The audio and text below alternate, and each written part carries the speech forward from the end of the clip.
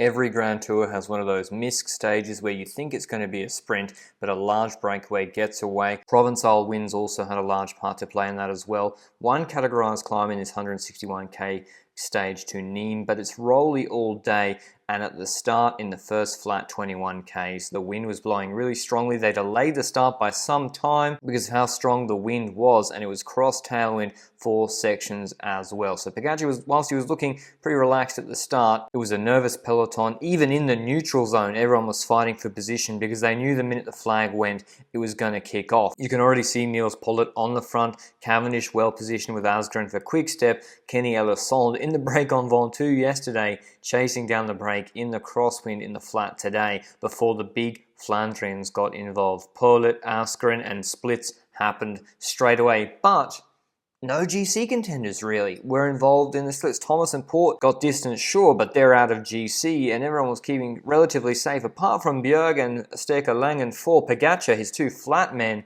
I don't know whether they were out of position because of where they stopped the neutral zone or what happened. But you can see Pogačar here, he's almost in the gutter trying to move up himself on the right hand side. He's lost his teammate's wheel, and I guess he's lucky that Ineos decided Luke Rowe should pull UAE along on the flat yesterday so that he finished outside the time limit before a crosswind stage today when Luke Rowe is an absolute beast in crosswinds. But once we saw the composition of the breakaway that eventually went up the road, we knew there was 0% chance this would be a bunch sprint for Cavendish. Look who's in this group.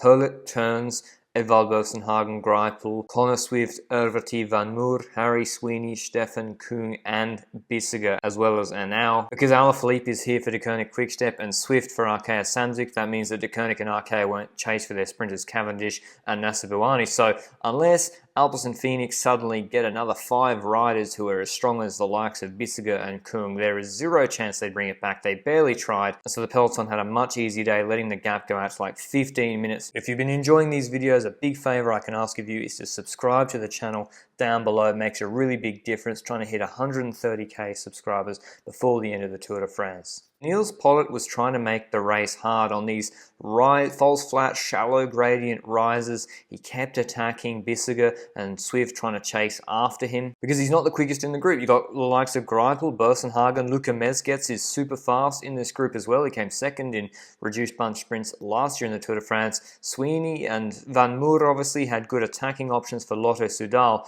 and Sweeny attacked with food in his mouth, and this was the decisive split, getting away from the sprinters with 3 other engines in Erviti, Kung and Nils Politt. You'll remember Erviti from the Tirreno-Adriatico break, the stage that Mads Schmidt won. Kind of let out the whole group, was a little bit curious, but back behind them, the group with sprinters wasn't working too well. You see Bissegger try and flick turns. Turns had been working, trying to get people to cooperate, but the cooperation wasn't there. Goes out to like 29 seconds. UAE pacing about 15 minutes back. And then the question was, would this group go to the finish? Or surely Stefan Kung would try and attack again if he had the legs. But on the last rise of the day, Harry Sweeny increased the pace. Sweeny did really well on that stage, Dauphiné stage, that Geraint Thomas won. Kung appeared to hunger flat. He went straight back to the car to get a feed late. Sweeny won Baby Lombardia as well when he was an under 23. We've been hyping him up a little bit on this channel. Still definitely a man to watch out for. But Nils Politt, second at Paris-Roubaix, last time Roubaix was raced back in 2019, which is scary to think about, attacked Sweeny and Erviti with about 12k's to go. They looked at each other, probably were pretty tired after the effort Sweeny had done, and Erviti had been sitting on because he was also probably on the limit, and there was no way they were bringing back Nils Politt on this false flat downhill, 62k's an hour. Kung about 1 minute and 15 seconds behind. Another top 5 stage result for him today. Erviti and Sweeny would fight out for the minor placings, and the peloton didn't care at all. And BORA hansgrohe had an up and down Tour de France so far. They brought Buchmann after he crashed out of the Giro. He's not really looked in good form at all. They didn't bring Ackermann, a little bit controversial. And in 2020 hindsight, Ackermann I definitely think would be more than capable of winning a sprint stage of this year's Tour, given the field that we have. And he wasn't lying when he said his numbers had been good in like the Elstad and Ronda, but they got good results with Ida Scherling with the KOM jersey for like 6 days in the start of the Tour de France. Sagan, they couldn't control Ewan crashing into him and Sagan abandoning the morning of this stage that Politt won. And the beauty of Sagan is, when you have him in the team, you don't need to train, so you can bring riders like Politt, Pöstlberger and Schelling, who can get you a Tour de France stage win from the breakaway if things don't go your way with Sagan. But behind Nils Politt, Erviti beat Sweeny for second, but Harry Sweeny looking really good at this year's Tour. I think a late inclusion for Lotto, and he's really young, so good from him. And then behind, Alpecin Phoenix, this is like 16 minutes afterwards. I'd already recorded the Lanterne Rouge Cycling Podcast. We're doing a full lead out for Philipsen. You can see Cavendish launching early, fourth wheel, getting the jump on Philipsen. I think there were 2 green jersey points still available, and yeah, Cav destroys Philipsen for like the 10th time this season. Philipsen seems angry at Rickard for some reason, barely sprints, but here's the stage results. Nils Politt first, Erviti second, Sweeny third, Kung, Mezgec, Greipel, Turns, Van Moer, Alaphilippe and Anau. Obviously no change in the GC standings. Tadej Pogačar still on top after maybe a little bit of nervousness at the start of this stage, and the green jersey competition, Cav is looking good for green in Paris, certainly. He's 49 points ahead of Michael Matthews, and Philipsen is 80 behind. But let's hear what Nils Politt had to say about the tactics for him personally in that large and strong breakaway. There was quite a lot of sprinters in our group and quite a lot of fast guys, and I know that I have to do the race hard, and I have to attack also quite early. And yeah, I did the first attack, and yeah, then we was with 4 guys gone.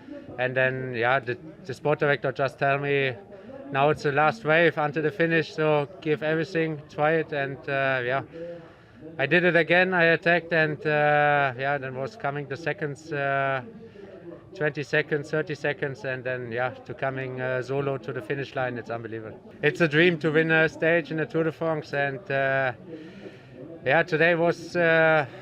On the start, we had to decide that Peter had to leave the race because of his knee problems. So it changed also a little bit in the tactic. And yeah, directly after the start was a crosswind, and yeah, and then was on the end was a little bit bigger group. And I feel already well in the last days. And yeah, I was trying to give my best today, and yeah, to come. If it's coming out now a victory in the Tour de France stage, it's unbelievable. Tomorrow's stage could end up kind of like today's stage. It's from Nîmes to Carcassonne. It's longer though, 220 kilometers.